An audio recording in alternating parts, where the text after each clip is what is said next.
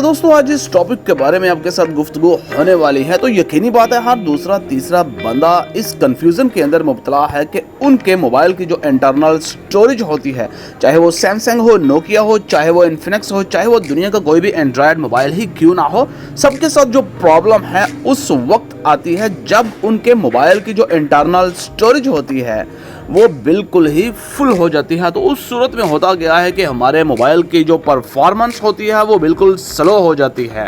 तो स्लो होने के साथ साथ हमारा मोबाइल हैंग शैंग भी करना शुरू कर देता है और अक्सर लेजी रहता है। तो होता क्या है दोस्तों, हम किसी सियाने बंदे के मशवरे से इंटरनल स्टोरेज को बढ़ाने के लिए मेमोरी कार्ड का इस्तेमाल शुरू कर देते हैं। तो मेमोरी कार्ड का इस्तेमाल करने के बावजूद भी मसला वहीं का वहीं खड़ा रहता है। तो चलो सीख लेते हैं।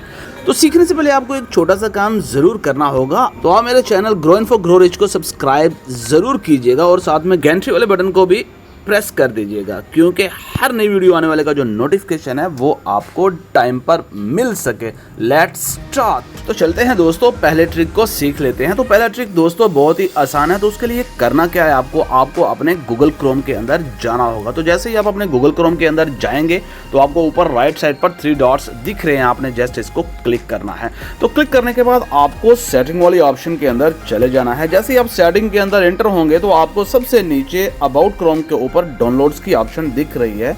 तो दोस्तों आपने इसको क्लिक कर देना है। तो जैसे ही आप इसको क्लिक करेंगे तो ऊपर डाउनलोड लोकेशन की ऑप्शन दिख रही है, आपने दोस्तों इसको सिलेक्ट कर लेना है अगर आपने अपने SD कार्ड को यूज किया है मोबाइल के अंदर। तो दोस्तों आप यहाँ पर दिख रहे हैं तो 2 ऑप्शंस हैं, डाउनलोड्स, SD कार्ड। तो दोस्तों अगर आप अपने गूगल क्रोम से कोई भी चीज डाउनलोड कर रहे हो तो वो आपके इंटरनल स्टोरेज में जा रही है, तो आपने इसी मेथड को इस्तेमाल करते हुए गूगल क्रोम के राइट साइड पर 3 डॉट्स पर आने के बाद सेटिंग के बाद आपने डाउनलोड्स की ऑप्शन में आकर यहाँ पर चूज करना है SD कार्ड। जैसे ही आप अपना SD कार्ड को यूज करेंगे और आपने इसको डन कर देना है, तो दोस्तों आप जो भी गूगल ब्राउजर से डाउनलोड करेंगे तो वो डायरेक्टली आपके SD कार्ड के अंदर चला जाएगा। तो दोस्तों ये था पहला ट्रिक। तो हम नेक्स्ट वीडियो में अपने दूसरे ट्रिक को शेयर करेंगे, जिसमें कि आप अपने YouTube या आप अपने मोबाइल के अंदर से किसी भी चीज को डाउनलोड करते हो तो वो SD कार्ड में कैसे सेव किया जाता है। तो इंशाल्लाह मिलेंगे आपके साथ नेक्स्ट वीडियो के साथ। इंशाल्लाह,